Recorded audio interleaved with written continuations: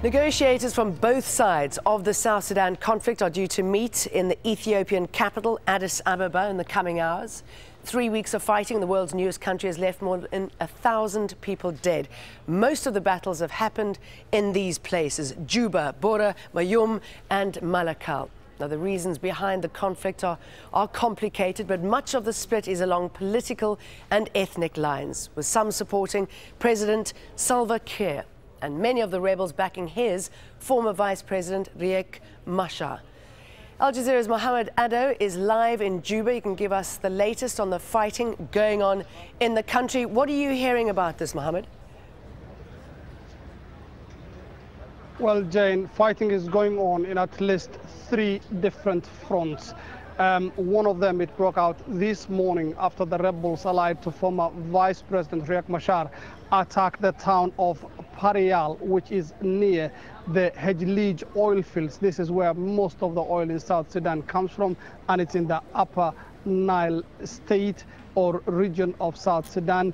The fighting is still going on there. Also, this morning, government forces, the SPLA, took the town of Mayom, 60 kilometers from the capital of Unity State, which is also an oil-producing state.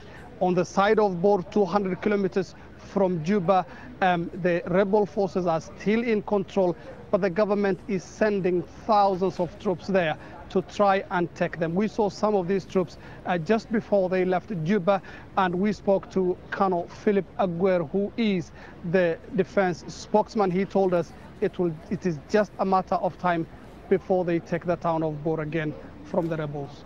Mohammed, at the same time, we are expecting talks in Addis Ababa. Any idea when they're going to start, who's going to go, and what's on the table at this stage?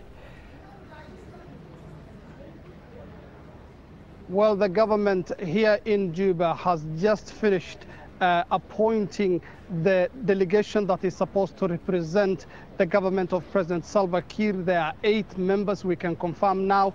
They will be led by former cabinet minister Deng Nial Deng. His deputy will be the current Minister for Information, Michael McQuay, and they will be leaving Juba tomorrow morning.